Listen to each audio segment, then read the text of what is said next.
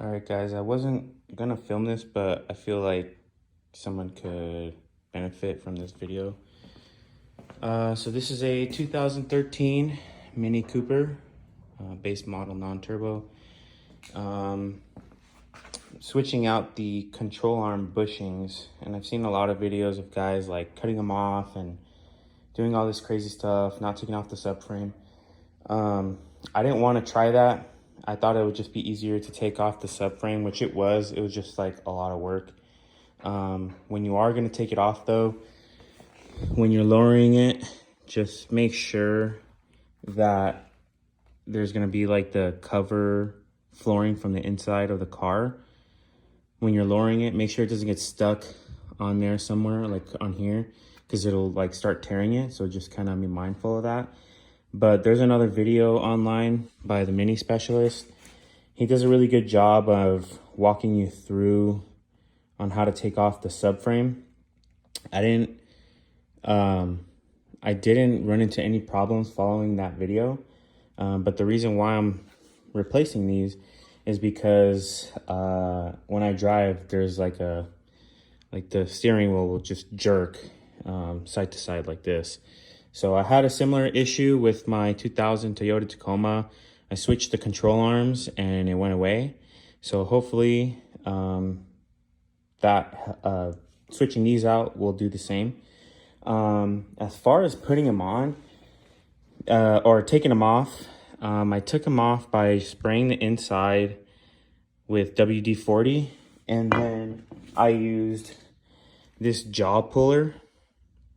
So I just put them on like this, grabbing on from there, and the same thing on the bottom, if you can see that. But anyway, you get the idea. And then you just basically start tightening this bolt and it'll slowly pull it out. And it just kind of note the orientation before you take it off, because if you put it on wrong, it's going to be kind of a pain in the ass to do all that work and all that. And then putting them on, I've seen people like doing things with the press and like whacking them with the hammer. I literally just pulled these on. Like I put them on there just with the residual WD-40 that it had when I sprayed in there.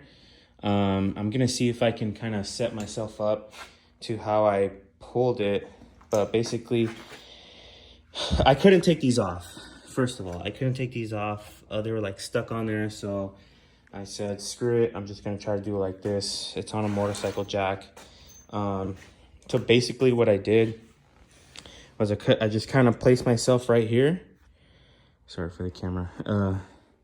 And then with it like against my hip, I just grabbed on here with my other hand, and I literally, let's see if I could do this.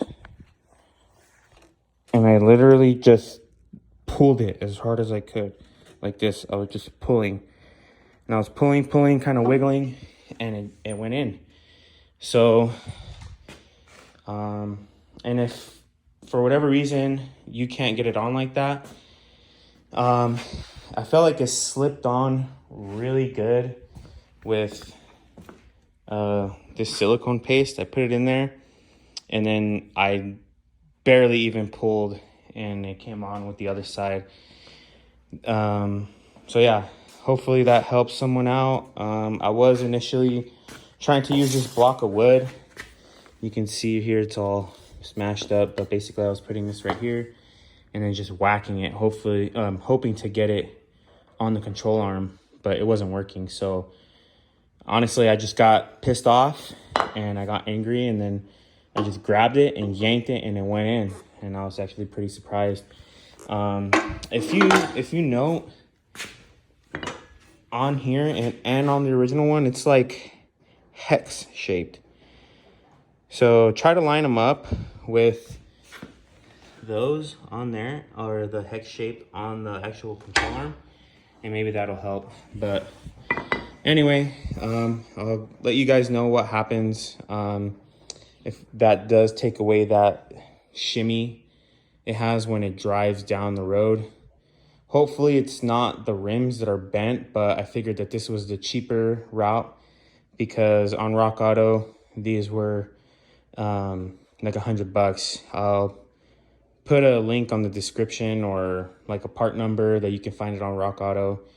And yeah, so far it fits pretty good. So I'll post up a video once I drive it, so let you guys know what happens. Thanks.